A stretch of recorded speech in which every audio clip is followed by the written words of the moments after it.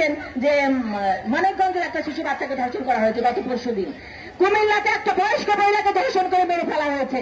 তো প্রতিনিয়ত এগুলো হতে থাকবে। সুতরাং আপনারা বলছি অন্তত একটা ফাঁসি কার্যকর করুন খুব অনতি বিলম্বে, তারপরেও আপনারা দেখবেন যে কিভাবে ফাঁসি ধর্ষণগুলো কমে যাচ্ছে। এই এলাকার 9 আসনের জনগণ প্রত্যেকটা সময় দলের দুর্দিনে দেশের দুর্দিনে রাজপথে থাকে এবং বলিষ্ঠ ভূমিকা রাখে নির্ভীকতার সাথে প্রত্যেকটা পরিস্থিতি মোকাবেলা করার জন্য রাস্তায় নেমে আসে। আমি সেজন্য আপনাকে ধন্যবাদ আর কৃতজ্ঞতা জানাই। এবং আপনারাই চেয়েছেন এই আসিয়ার ধর্ষণের প্রতিবাদ জানাতে একটা প্রোগ্রাম করার জন্য। আমি সেই জন্য সবাইকে নিয়ে একটা প্রোগ্রাম করার চেষ্টা করেছি। আমি জানি আমাদের এই এলাকার মানুষ দেশনেত্রী বেগম খালেদা জিয়ার কান্ডারি, দেশ নায়ক তারেক রহমানের কান্ডারি, ধানের শীষের কান্ডারি। এরা কখনো অন্যায়ের বিরুদ্ধে প্রতিবাদ করতে জানে, এরা ন্যায়ের পক্ষে দাঁড়ায়, এরা সবসময় ন্যায়ের পক্ষে আছে। আমি আপনাদেরকে অনেক ধন্যবাদ আর কৃতজ্ঞতা জানাই যে আপনারা প্রত্যেকটা সময় এলাকাবাসীর এবং দেশের পাশে থাকেন, দলের পাশে থাকেন। আর প্রিয় ভাইরা, আমি জানি আপনারা অনেক পাহারা দিচ্ছেন চাঁদাবাজির জন্য। আমার অনেক ভাইরা এই এলাকায় প্রধানবাদী অনেক কম। আমার বিশ্বাস এই এলাকায় এরকম হয় না ইনশাল্লাহ ঢাকা 9 আসনে। কারণ ঢাকা 9 আসনের মানুষ প্রত্যেকটা সচেতন নাগরিক এবং তারা জানে যে 15টা বছর কি কষ্ট করেছে দেশের জনগণ। সুতরাং এখন যদি আমরা আরেকটু কষ্ট করি ইনশাল্লাহ আমাদের সুদিন আসবে। আপনারা আরেকটু ধৈর্য ধরুন, ইনশাল্লাহ আপনারা আমরা সকলে মিলে একটি সুন্দর বাংলাদেশ বিনির্মাণ করবো ইনশাল্লাহ। তবে আজকের দিনে আমাদের প্রতিজ্ঞা হবে এই যে আসিয়ার ধর্ষণকারীর মানে একদম বিশ্বমান আমাদের শাস্তি, মানে বিশ্বমান ফাঁসি চাই। আমরা জনসমক্ষে ফাঁসি চাই, আমরা জেলখানার ভিতরে ফাঁসি চাই না। আমরা চাই হাজার হাজার লক্ষ লক্ষ কোটি কোটি জনগণের সামনে তাদের ফাঁসি কাছে ঝুলানো হোক। এবং এই আসিয়ার যে বনের শাশুড়ি, যে নারী আমার কলঙ্ক, যে তার সন্তানকে কুলাঙ্গার সন্তান জন্ম দিয়েছে এবং এইরকম দিয়ে একজন নারীর জন্য আমরা নারী সমাজ কলুষিত হচ্ছি, এই নারীকে আইনের আওতায় আনা হোক। সে কেন প্রশ্রয় দিয়েছে তার সন্তানকে, কেন প্রশ্রয় দিয়েছে তার স্বামীকে, সেই জন্য তাকেও আইনের আওতায় আনা হোক। আবার মেয়েটাকে হসপিটালে নিতে দেয় না। যদি মেয়েটাকে রাতের বেলায় হসপিটালে নিত, মেয়েটা হয়তো আজকে অনেক সুস্থ থাকতো। কিন্তু মেয়েটাকে পরের দিন দুপুরবেলা হসপিটালে নিয়েছে এই শাশুড়ির জন্য, শ্বশুর আর জামা হাজবেন্ডকে পলাতো। সুতরাং প্রত্যেকটা অপকর্মের আমরা বিচার চাই এবং আজকের এই জায়গা থেকে আমরা আসিয়া ধর্ষণকারীদের দৃশ্যমান ফাঁসি চাই।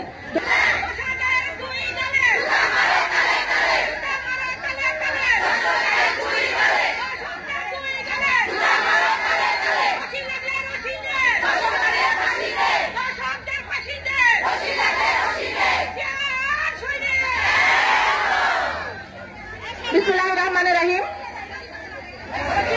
প্রিয় এলাকাবাসী এবং আমাদের মহিলা নারী বোনেরা, রাস্তাঘাটে সবাই যারা আমার কথা শুনছেন সবাইকে আসসালামু আলাইকুম। আজ আমরা, আপনারা শুনেছেন, পেপারে পড়েছেন, ইউটিউবে দেখেছেন, ফেসবুকে দেখেছেন, 8 বছরের একটি শিশু কন্যা আসিয়া মাগুরায় কিভাবে তাকে তার বোনের শ্বশুর এবং বোনের স্বামী তাকে ধর্ষণ করে মৃত্যুসজ্জা ফেলে দিয়েছে। সেই মেয়েটির এই ধর্ষকদের ফাঁসির দাবিতে আমরা আজকে এই প্রতিবাদ সমাবেশ করছি। আমরা এই ধর্ষকদের ফাঁসি চাই, দৃশ্যমান ফাঁসি, দৃশ্যমান শাস্তি চাই। ওই জেলখানায় নিয়ে যাবেন 6 মাস পরে, 1 বছর পরে একটা শাস্তি দিবেন, আমরা সেটা চাই না।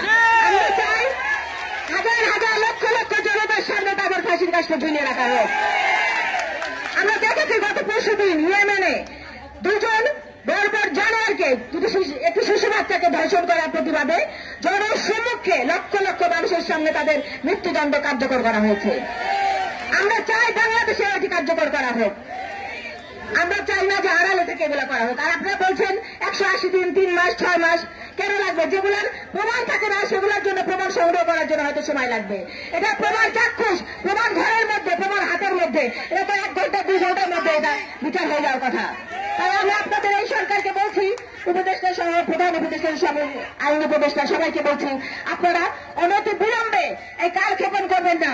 আমি মনে করি অন্তত 3 দিন বা 7 দিনের মধ্যে আপনারা এই বিচার দৃশ্যমান করেন, জনসম্মুখে ফাঁসির কাজকে ঝুলান। যদি আপনারা 2-1টা এই বর্বর জানোয়ারকে ফাঁসি দিতে না পারেন তাহলে এই ধর্ষণ বেড়েই যাবে। এই ধর্ষণ কিন্তু আগে ছিল না। এই শেখ হাসিনার সময় ধর্ষণকে আইনের আওতায়, মানে আইনসঙ্গতভাবে বৈধতা দিয়েছে শেখ হাসিনা সরকার। যারা ধর্ষণ করত তাদেরকে পুরস্কৃত করা হতো। আর সেই জন্য ধর্ষণকারীরা এই সাহস পেয়েছে। সুতরাং এই ধর্ষণের যদি একটা দুটা প্রতিবাদ করা হয়, একটা দুটা ফাঁসি দেওয়া হয়, ধর্ষণকারীরা বুক কেঁপে উঠবে, ধর্ষণ চিরতরে বাংলাদেশ থেকে বন্ধ হয়ে যাবে ইনশাল্লাহ। তাই আমি বলছি